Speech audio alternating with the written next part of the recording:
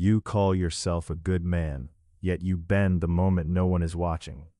Why do you preach honesty in daylight and negotiate with corruption in the dark? Why does your character change the second the cost of keeping it rises? Why do you wear principles like clothing, easily removed when comfort demands it? Why do you call yourself free, while every temptation still owns a leash around your neck? You speak of values with your mouth, yet your choices worship convenience. A man with true morals thinks differently. There is a fixedness in him, not stubbornness, not pride, an unshakable internal law, like a compass that does not care which direction the storm is blowing. Most men today have no center. They are reactions, not foundations. They become honest near honest men and dishonest near dishonest men. They borrow their morals from whatever room they happen to be standing in. They adjust their character to match the crowd, soften their convictions to match the company, and call this being reasonable. And then they wonder why they feel hollow. Because a man without fixed principles is not a man. He is a mirror. He reflects whoever stands in front of him, and owns nothing of his own. Morality is not a costume. It is a spine. Understand this deeply. A weak man treats his values like decoration, something to display when convenient, something to hide when expensive. But a man of real character treats his values like bone. You do not remove your spine because carrying it became uncomfortable. You carry it precisely because it holds you upright when everything else collapses. A value you keep only when it is easy was never a value. The only thing truly yours is your own character. The Stoics understood something this generation has forgotten. Almost nothing in your life actually belongs to you. Your reputation belongs to the opinions of others. Your wealth belongs to fortune, which gives and takes without asking. Your body belongs to time. But your character, your choices, your conduct, the way you respond to what happens, that alone is fully yours. No one can corrupt it without your permission. So why do you guard your possessions obsessively and leave the one thing that is truly yours unguarded? The test of a man is what he does when honesty costs him something. Anyone can be honest when honesty is profitable. Anyone can be loyal when loyalty is rewarded. Anyone can be principled when principles cost nothing. That is not morality. That is convenience wearing a mask. The real measure arrives the day truth will cost you money, status, comfort, or the approval of people you wanted to impress. And in that moment, what you actually believe is revealed. Not what you claimed, what you chose when the bill came due. A clear conscience is the rarest wealth. You chase money, you chase status, you chase the approval of strangers who will forget your name within a week. But you neglect the one possession no thief can steal and no market can sell. The ability to look at yourself without flinching.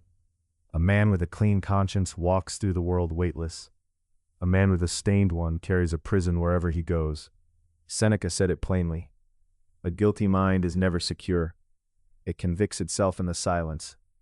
Integrity is not what you do publicly. It is what you do in the dark. Stop performing virtue. This era has produced a generation of men loud about morality and empty in practice. They perform character for an audience and mistake the applause for proof. But character was never meant for an audience. Character is who you are when there is no camera, no witness, no reward, and no punishment. The good man would do the right thing on a deserted island where no story could ever be told and no credit could ever be claimed, because he does it for the act itself. A moral man is bound by a law higher than the law. There are things permitted by men that are still forbidden by reason. The contract may allow it. The system may overlook it. No one may ever discover it. And still the moral man refuses, because he answers to a court that convenes inside his own mind, a court that never adjourns and cannot be bribed. The clever man asks, "Can I get away with it?" The moral man asks, "Is it right?" And only one of them is actually free, because the man ruled by fear of consequence is still a slave to consequence. Your word must become heavier than gold. You make promises easily because they cost you nothing in the moment of speaking. but every broken word is a withdrawal from your own foundation. A man whose word means nothing eventually becomes nothing, because trust is the soil everything else grows in. Say less, but mean everything you say. Let your yes be yes and your no be no, spoken once and kept without theatrics. A man who keeps small promises in private becomes a man others trust with enormous things in public. Temptation reveals. It does not create. Stop blaming temptation for your failures. Temptation does not make you corrupt. It exposes corruption that was already hiding, waiting for an opportunity to act on what it always intended. A man with no greed will not steal when given the chance. The opportunity did not change his character. It only revealed what the character had been all along. This is why disciplined men train themselves before the test arrives.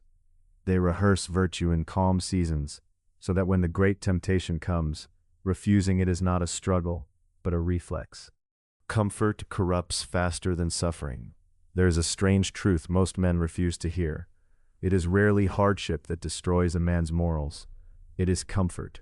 Hardship sharpens conviction, but comfort dulls it slowly, quietly, the way rust eats through iron without any sound. A man surrounded by ease begins to negotiate with his principles. A little compromise here, a small exception there, and one day he wakes up as a man he once would have despised. Decay is rarely a dramatic decision. It is 1,000 small surrenders. A man's reason is either his master or his servant.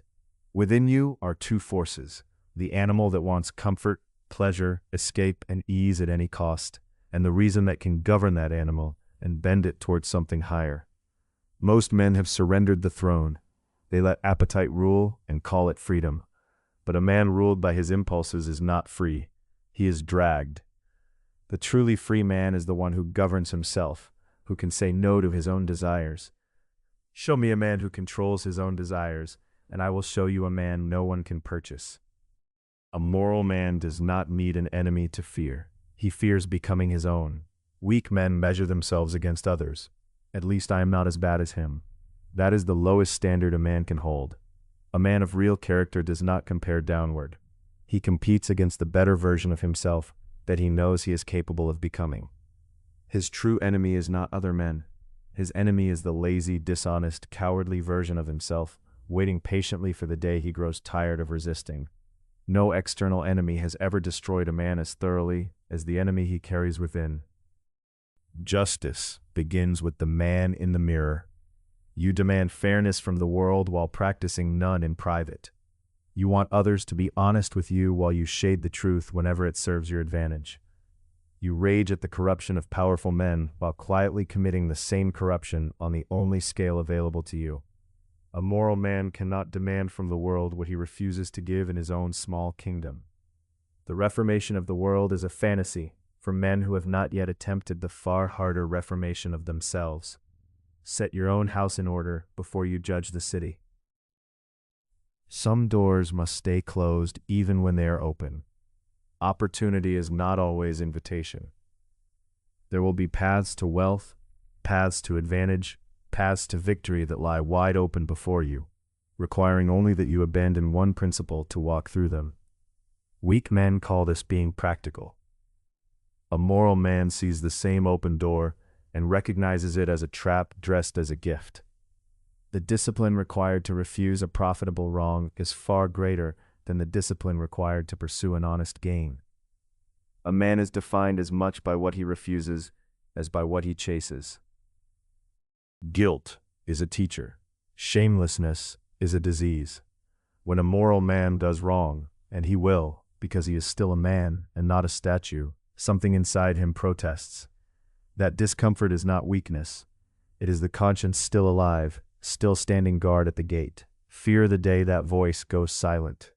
A man who can do wrong and feel nothing has not grown strong. He has grown numb. The day a man can betray his principles without a flicker of unease is the day the man is gone, and only the appetite remains, wearing his face. Principles are worthless until they cost you. It is easy to hold beliefs when holding them is free. Convictions are cheap in comfortable times. The real question arrives later, when the season turns. Will you keep this principle when it loses you the friend, when it ends the lucrative deal, when standing alone is the entire price of standing right? Most men discover, at the moment of testing, that their values were never convictions at all. They were preferences abandoned the instant the cost became real. A conviction is a principle you keep, even after it has taken something from you that you wanted.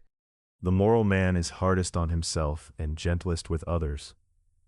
The hypocrite reverses this entirely. He excuses his own failures with elaborate understanding, while condemning identical failures in everyone around him, without mercy. He sees the speck in another man's eye and walks past mirrors that reveal the beam in his own. But a man of real character holds himself to a brutal standard and others to a merciful one. He understands that every man fights battles he cannot see, and so he extends to others the patience he refuses to extend to himself. A man's morals are tested most when no one would ever know. The found wallet with no name inside. The error in your favor the cashier never noticed.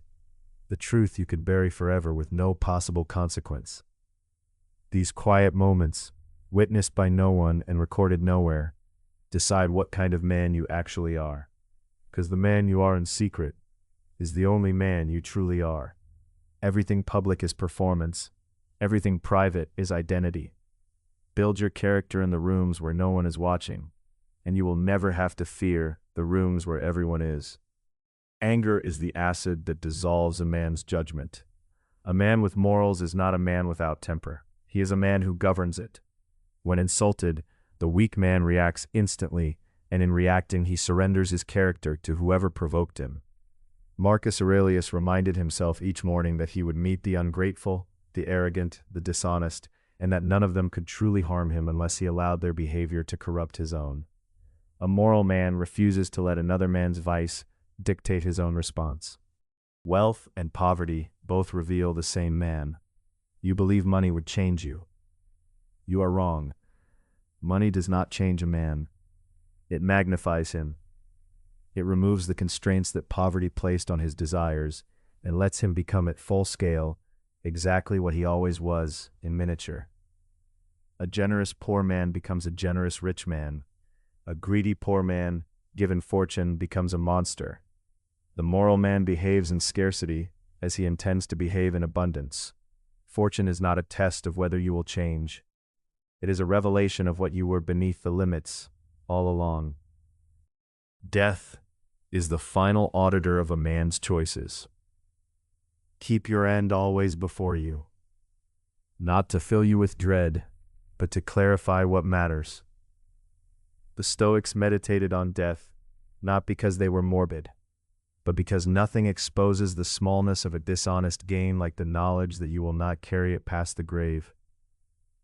What will it profit a man to win every advantage by compromise and arrive at the end as someone he cannot respect? Live each day as the kind of man you would be content to have been if it were your last. So return now to the beginning. You called yourself a good man, but goodness was never proven in your words, in your declarations, in the causes you announced. It is proven in the moment honesty costs you and you pay it, in the dark where no one watches and you choose right anyway, in the open door you refuse to walk through, in the promise you keep when breaking it would be easier. A man with morals still feels temptation, still faces pressure, still stands alone in rooms where everyone else has quietly sold themselves. But he no longer bends, because his foundation was built on something within him that does not move. So stand firm, govern your appetites, guard your conscience as the one possession that is truly yours. Keep your word until it is heavier than gold. Refuse the easy wrong. Behave in private as you would in the square, in poverty as you would in wealth, today as you would on your final day.